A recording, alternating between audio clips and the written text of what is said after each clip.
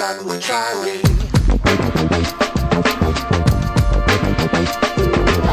Riding shotgun refers to the practice of sitting next to the driver in a moving vehicle. The term riding shotgun came around after the time of the stagecoach, when somebody used to sit next to the driver holding a shotgun, in case they ran into bandits. My name is Charlie Cook, and I drive a lot. I like to talk to people while I'm driving, so I interview people in my car while I'm driving. Welcome to Riding Shotgun with Charlie.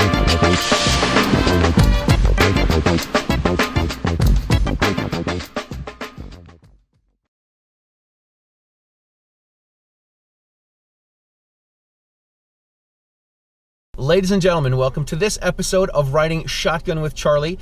Today I have in the car with me none other than Marcus Weldon, and we are in Detroit Rock City. Now here's what I know about Detroit. I know Kiss did the album at Cobalt Hall, which I think it was probably the first album I bought when I was a kid. Oh, okay. My game plan in life was to be the lead trombone player with Kiss. Oh, wow. But Kiss didn't have a trombone section, so that was out. I know Ted Nugent is from Detroit. Right. I know Kid Rock's from Detroit. Right. But I spent 10 years playing in a Motown disco funk band, and I'm like, Stevie Wonder's from Detroit. We used to play Stevie Wonder tunes. We used to do Tears of a Clown. We used to do Smokey Robinson. We did Marvin Gaye stuff. And I'm like, man, I'm going to this area where all of this cool, rich music came from. Right. So anyway, we're in the car. We got Marcus Weldon with us for this episode. And we're going to drive around Detroit. We're going to talk about Marcus and how he got into everything that he got into. And then how he got into it. And then how he got out of it, which is probably just as important as how he got into it. So let's do it, man. Let's hit the road. I'm ready. All right. Oops, we got to wait for this car and then we'll take a left. So tell us about yourself. You're a man from Detroit. Man from Detroit, grew up, born and raised East Side. So this is my side of town we're at now. And I have never lived outside of the city. I've been a kid who's always been in the urban area, always in the city, buildings and houses. That's what I'm used to. And so it's been a great opportunity for me to kind of show you where I'm from, where I've been raised at for my entire life. East Warren and Casual, this is where we at. This is the beauty supply. I used to walk here every single day to pick my mom up some little different things for her hair and things like that. So cool. Yep, this is it. This used to be an old music theater. Right. So the outlet. Are we gonna turn right? No, we're gonna. We keep going straight. You tell me where to go. Yeah, we go straight. We go straight. So, So I pretty much a college student and went down to Wayne State University for some time and Wayne County Community College. Did a little bit of electrical engineering classes and pretty much was pursuing that dream of being an electrical engineer. A lot of math, and I was I'm struggling with it. So I kind of backed off for a minute, like, oh man, this is way too much. I want to do something else. But I was blessed to pretty much have enough credentials to get into the apprenticeship program in the department, and it was an electrical engineer apprentice. So I had enough credits to do that. So I said, okay, well, let me jump back on track and try to finish it up so I can at least get out of this, take advantage of it. Yeah. And during that, I was also doing a part-time marketing job for Remy Martin, and so I was basically, they say, hustling, running around, trying to make things happen. And the marketing position I was working in for Christmas was that company, Soho is the name of the company, and instead of wearing our usual suit jackets, we were wearing Santa Claus outfits. Tis the season? Tis the season, yeah. It was the 21st of December, so that's when the whole ordeal jumped off, and that's when my life was completely changed. Gotcha. Now, before we get into what happened, how were you a gun guy before that? Well, my best friend actually was murdered not too far from here. Wow. He was carjacked actually right up the street, and when that happened, we were all kind of just shocked, like, wow, man, it's really crazy out here. Things can get rough. Detroit has its pitfalls, and when he got carjacked, I decided I wanted to get my CPL for protection, and I took the class, and I had it for about 6 years. 6 years, yeah, 6 years. Gotcha. Did the training, did the courses, and that's when I started first embracing my Second Amendment right. Cool. Well, actually, I would take that back because I did own shotguns. I did own rifles. I just never carried an actual concealed pistol. Gotcha. But I did have firearms in the house, so I did. I was always kind of a gun guy. My father was in the military, so I guess. God bless him. Yeah. He was in the Marines, and we had BB guns. We had all kind of things like that. We would shoot rabbits and stuff, and nice. So he was always off into hunting and things like that. So I was always kind of around the guns, but as far as carrying, that's what made me want to carry. Yeah. Oh my gosh, absolutely. I've noticed. I'm sure you've seen this too, but I noticed with the guys that I know and the people that I know that are gun folks. There's guys that are hunters that don't want to carry a gun, and there are guys that carry guns that don't want to hunt. Right. And it doesn't seem like very often those. That's kind of collaborate. Yeah. Right. It's like I like to say we have. Not all gun owners are created equally. Right. Because, I mean, I've talked to guys. I talked to a guy at a coffee shop a couple of years ago and trying to build up my business as being a gun instructor. And this guy, I hear him talking about pheasant hunting, and he goes black powder hunting for deer. And so I went over, I gave him my card, and my business card has a picture of a handgun on it. And he's like, oh my God, handguns are dangerous, man. Those will kill you. Yeah. Wait a second. You're going hunting with rifles and shotguns, and handguns are bad? Yeah. And it was, okay. Yeah, it's kind of weird, and it's like it's different cultures in the gun community. Now, that's what I learned real quickly when I started getting really involved. I was like, just because you're part of the gun community doesn't mean that you're from the same part of that culture. You got the hunting culture, you got people doing self-defense, you got guys who are more often just shooting targets and practicing. Yeah, just recreational shooting. Yeah, recreational shooting, and this is real. This was a total culture shock for me as well. Just coming into the whole gun culture, and I found out that it was so much to learn, and I never really knew about the Second Amendment. I knew about it, but I didn't know. You didn't know about it. There you go. I didn't know about it. I looked at it as a gun was a necessity, but it's actually an entitlement as being American. Boom. So that was the big thing for me. I always looked at it. I need this gun for protection, but I was like, wait, it's more than just that. This is your American right. Yeah. So, been a very good educational. So we're gonna keep going straight. We actually can make a right on the next light, and I'll take you the quick way so we can get downtown and see some of the scenery downtown. Cool, man. All right, so you had that incident with your friend who was murdered in a carjacking, and then you decided that you wanted to get your concealed carry permit and start to exercise your right. Correct. How old were you? 22. 22. Okay, cool. What are the laws in Detroit about getting a concealed carry license? What kind of class do you have to have? Well, we take a concealed carry class that's about 8 hours long, 2 hours worth of shooting and then range and practice. The rest of it is editorial type of stuff. Training, lecture, classroom, all that. Yeah, all the good literature and quick little tests, Q&A. You have an NRA instructor that's present, and once he feels that you're ready, and if you pass the class, he gives you the certificate. You take it down to the Wayne County Clerk's office downtown, turn it in, pay some money. They ask you some questions, background check, make sure you're clean, no arrests, no type of felony. And then it's about 3-month waiting period, and then you get an answer, yes or no. It used to be a gun board down here. They got rid of the gun board. The gun board would make all the executive decisions, but now it's more so just straight to the state, and they kind of just make the decision. That's it's cool. a much quicker process now. That's the less people, more streamlined. Cool. Yeah. So you got your license, and you're 22, and you started to carry. What it was weird. The gun guy. What are you gonna carry? Yeah, I grabbed an XDM 40 caliber Springfield. Nice. And I also had it was one of those hammerless 38. 38, like a J frame. Yeah, exactly. Yep. Cool. And it had a nice little rubber grip handle and not the chrome, but the kind of the metallic look. And I like that one because my XDM was kind of heavy on my waist, and I had a lot of trouble with just kind of when I would get dressed, it would kind of look bulgy, big. It wasn't a compact version. And then my 38, I had to slip it right in my pocket. Oh my gosh, yeah. And I don't know if I can say this. My EDC is a J frame. Oh, so there you go. So easy, fits in the pocket. I got 5 for sure. Yeah. Yep. No hang-ups, no jams, no malfunctions. No jams, no nothing, easy. And so I actually my XDM was the one that I used in the actual shooting.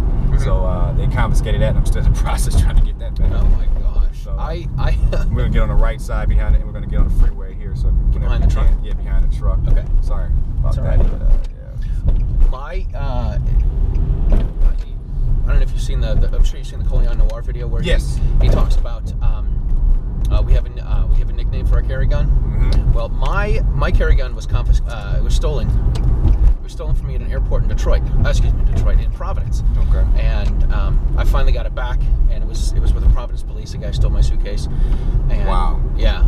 Took my handguns, sold them in the streets, or tried to sell them in the streets of Providence, which is when he got caught. Wow. And so my carry gun, the name I use for my carry gun is The Evidence. The Evidence. Because it was the evidence. Yeah, it was the evidence. Yeah. It's funny you said that because yours is the evidence. Yeah, mine is the evidence. So totally. That's good. Once I get it back, man, because I'm not gonna let it go. I'm gonna keep fighting until I get that thing back. Oh, of course. Oh my gosh. There's no reason you shouldn't get it back. Oh yeah, they're really being anal about the whole thing, but right. It's all part of the process.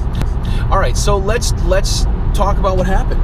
Well, like I said, I was around this time. I got 2 jobs. I'm still part-time in school. I'm running around here. I'm really and just trying to make it happen, And then everything in the blink of an eye changed, man. I was downtown helping a coworker with a flat tire, and I had my Santa Claus outfit on because I just left work. So it wasn't like I was out acting like a crazy Santa party or anything. It was just they wanted us to wear it as a uniform.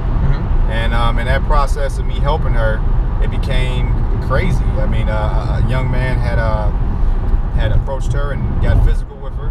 I wasn't sure exactly what was going on, if they had spoke, if they knew each other, what was going on, but I knew that he was also with another individual who was in the car, and possibly whoever else is in the area. Sure, it's dark. It's dark outside, 1 o'clock in the morning. It's late, Detroit. And so at that moment, I intervened when I seen they were having their words, and he kind of pushed her, and I was like, hey, what's going on? I had my concealed, my XDM on my hip, and he attacked me, so we got a little physical scuffle, and he said something to his buddy. So I seen his buddy digging for something, like he was getting ready to get out the car. I said, oh crap, what ought to get myself into? I'm about to get ambushed with possibly 2 or more guys. So I'm trying to get him off of me.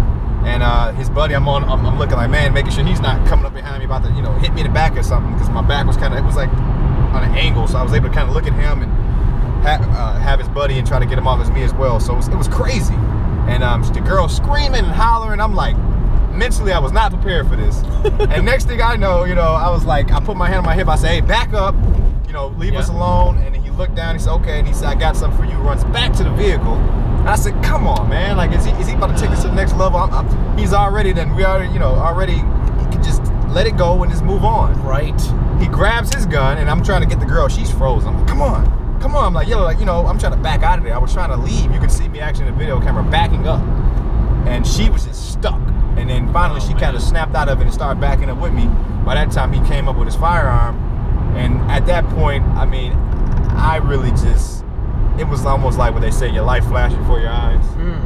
I can't even describe how I felt. To this day, it was like a white light, man.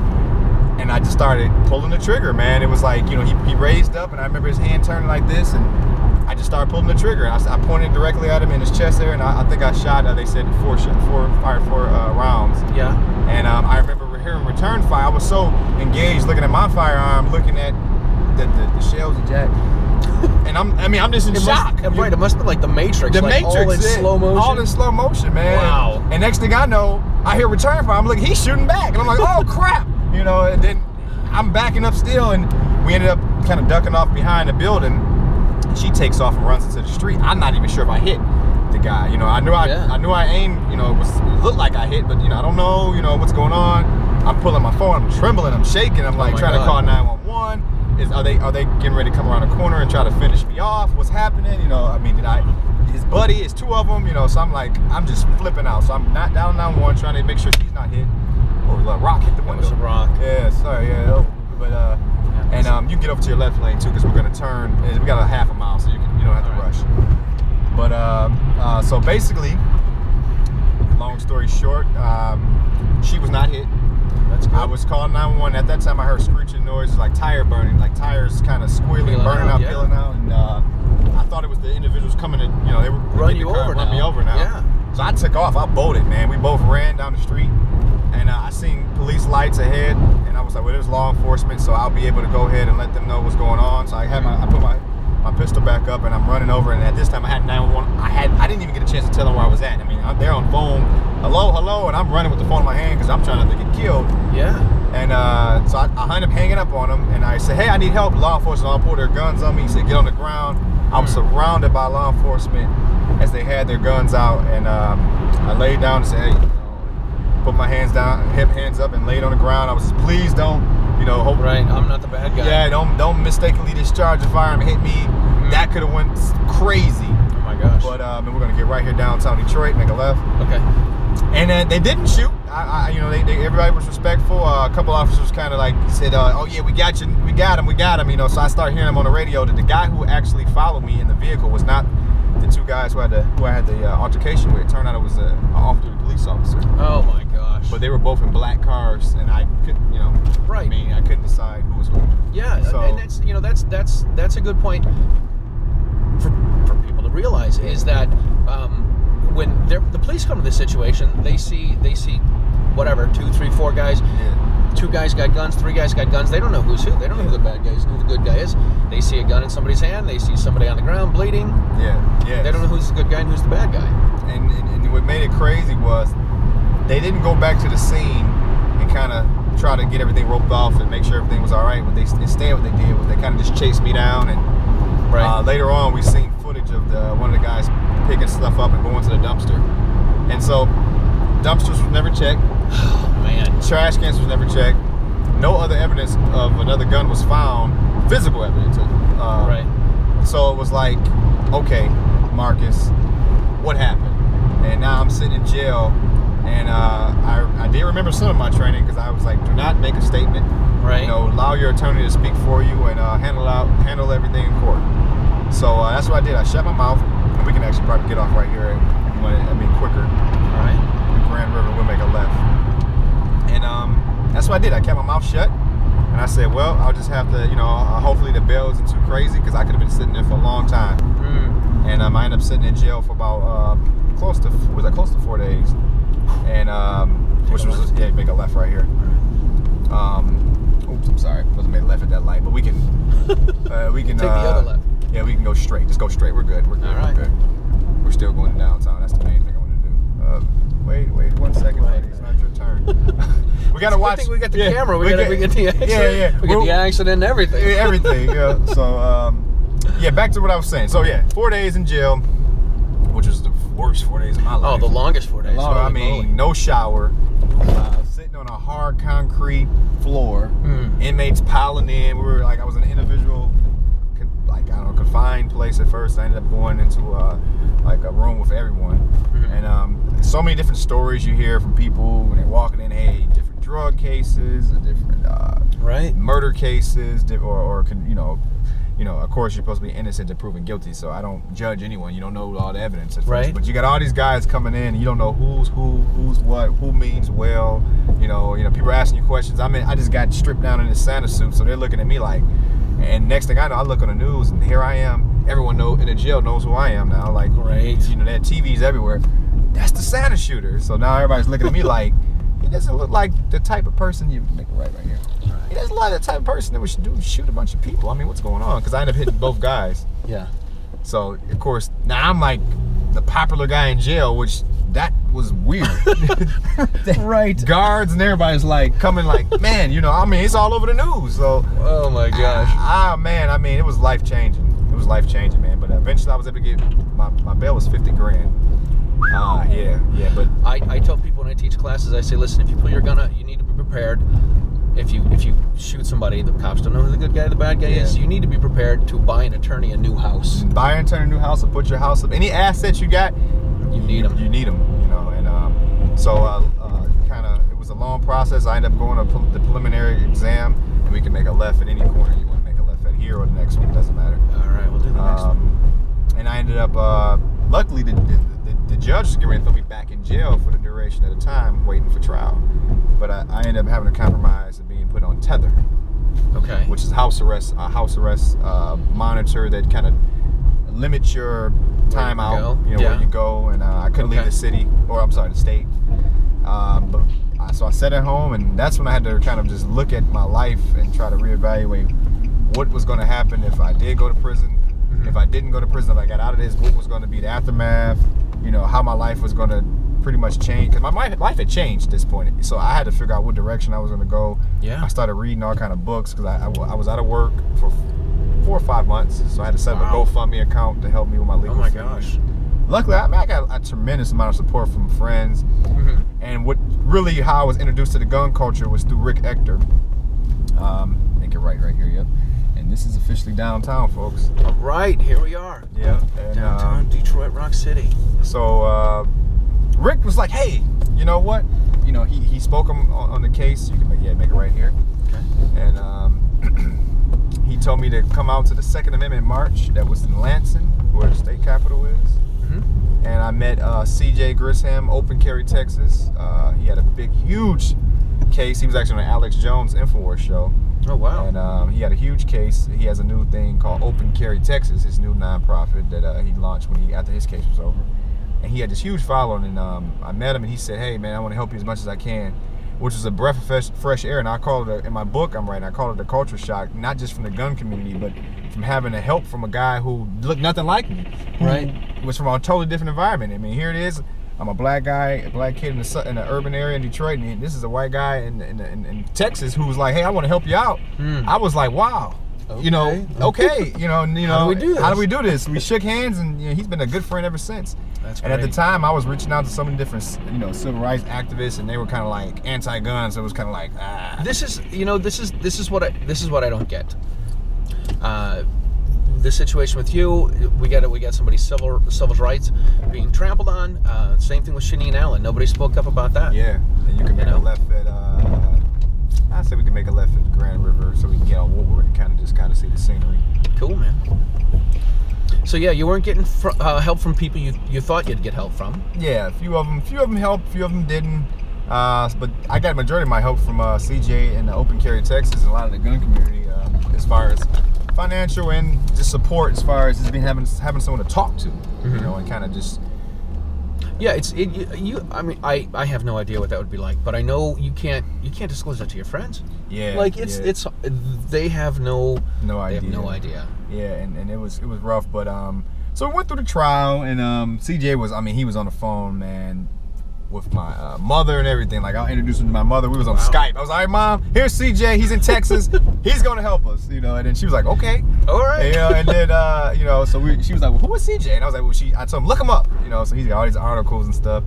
And, she was really impressed. And it was one of those things where, we all had to just pull our networks together and just figure something out. So I was getting funding, and, I was able to kind of just work my way through the process and got the trial. The trial lasted 1 whole week, and evidence was withheld, like the 911 tape that the clerk had omitted.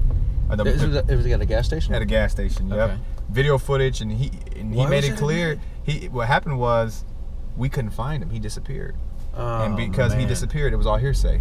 So there's a conspiracy theory out here that he got chased away by the plaintiff, or he get chased away by the prosecutor, because he was going to hurt their case, because he said clearly in his statement that I heard secondary gunfire from the direction of the Arabic male who I had, the altercation I had was with an Arabic male. He left the country and went to Yemen and didn't come back, so he didn't even show up to court. The other guy did, but the main guy who started it all didn't come to the city. We're going to make a straight shot here. All right. And we're going to hit Jefferson, and Jefferson's where all the sightseeing. You got the fists, you got all the little things, the accolades of Detroit down here. And cool, man. So Detroit pride. So Joe Louis Arena. It's supposed to be Joe Louis Fist. Gotcha. So everything just kind of started unraveling, and I had an epiphany, man. I sat there and I was like, how can we get some of this evidence in to prove there was another gun? So the big shabam I had came up with was, you know what? The clerk's not here, but he had to be interviewed by an officer, because he had a written statement. Yeah. Let's interview that officer and see what he says, what his whole investigation was about. And in his investigation, in his police report, he asked the individual, did you see who fired the second gun? So of course, for him to come to that question, there had to be some evidence there that it was a second gun. And so when we had that officer take the stand, and she fought tooth and nail the prosecutor, because she did not want, that's leading into hearsay. Oh my and gosh. when that officer said when we read the questions that he asked, and then the jury, they can ask questions. They write them down and send The them jury can ask questions? Yep, they write them down, and the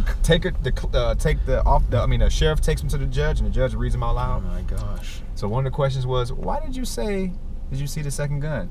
Which led into the statement, and he said, well, the clerk said he heard secondary gunfire when we arrived to the scene. Wow. And did you search the scene? No, we didn't. They taped it off, but we didn't search any dumpsters. They didn't search any trash cans. So it was a contaminated scene. And between that, my testimony, the young lady's testimony, the case fell apart. And it was just, it was like the jury was like, okay, this is not going to happen. And they said I was not guilty of all 7 felonies.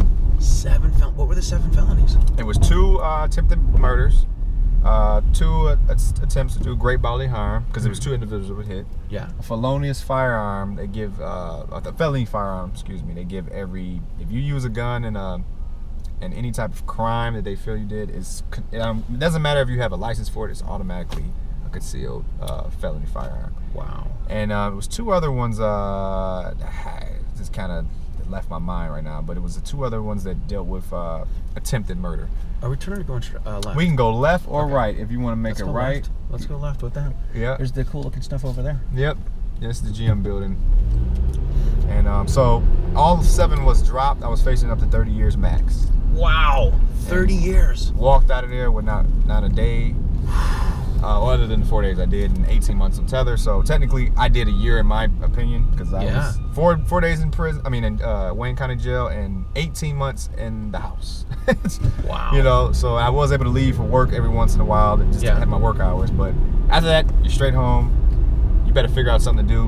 Netflix gets old. You're gonna make a left here because we'll end up in Canada. That's how you go to Canada. If you want to go to Canada. I know. I saw it driving here. I see this bridge to Canada. Yeah. Bridge to Canada. I don't have a passport. I don't want to be going that way. And let's see. If you want to make a left here, we can go back into the city because we're going to hit the freeway if you go that way. All right. So so I was exonerated, and here I am today with all this new experience and knowledge that I accumulated, and at this point it's like I gotta save some lives, and the first step was to write a book. Cool. That's a good thing, man. Yep. That is a good thing. It's to me, it's great that you're able to take this negative experience and horrible life-changing thing and turn it into something that's going to be positive for you and hopefully for other people. Right. Which is a really good thing. Yep, and that's what my platform kind of just was built on. Is my entire life was calamities that you turn to help others. You know, I had multiple situations, not nearly as severe as this, but I had other situations that went crazy that I wanted to teach life lessons on. But this right here was the big. Oh my gosh, I can't even fathom. Yeah. So, but can't even fathom. So, did they take your license? They took my license. I'm fighting right. Actually, I should have everything reinstated soon. Do you still have any blasters? Excuse me. I'm sorry. Cough. That's right. Do you still have any guns? Oh, you know what? All my rifles and things I had, a lot of them I ended up selling to get attorney fees. But sure. I did have my Mossberg pump shotgun. Right. Got a Mossberg 500. Yeah. Got that one just in case. You know, I always have house protection. Yeah. You know, in Detroit we call it crib protection. I got my crib protection, but you know, as far as on my handguns, a lot of them I ended up selling, and I was trying to just get as much money as I could just to fight the case. Oh, sure. But I started to slowly get my money back together to buy and get my stuff back. I was a gold hoarder, or I would collect gold coins. I had to sell all of my gold coins. And I was off into the precious metal trade, so I was just a lot of my assets, man. It was all guns, gold. You know, I had a little bit of had one property that I had, you know, but it was kind of just pretty much decimated. And it was really a house in Detroit. It really wasn't worth much, but you know, everything I had, I just got rid of it. And was like, all right, let's try to fight this case, because if I go to jail, all this stuff's not going to matter. So, right, you got to put laser focus on what it is that's important for you. So everybody was like, well, what do you got of value? I was like, well, I got some guns. You know, I was like, oh, yeah, well. Okay. So, you know, a lot of my friends, they had their CPO, so they were happy to get that off my hands. Right.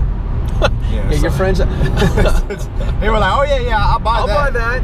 Yeah, I'll take that. Yeah, so. How much do you really want for it? Yeah, how much really? Yeah, I was like, well, I told myself I'm not taking too much less than what it was worth, because I go to gun shows and I can trade it in and do get a couple bucks for it. But if you're my buddy, man, at least you can do is help me out. Yeah. So do the HBO special, man, to help a brother out. Right. So and pretty much the main thing I got out of this was the plea deal system. They were so right when we got to the beginning of the trial, they kept trying to get me to say this 1 year deal. Yeah. It was like, hey, plead 1 guilty, year. Plead guilty. And we will drop it. Most of the charges, you do 1 year in jail and you'll be out before you know it. You'll be out before you know it. And I said, well, I'm innocent. Well, right.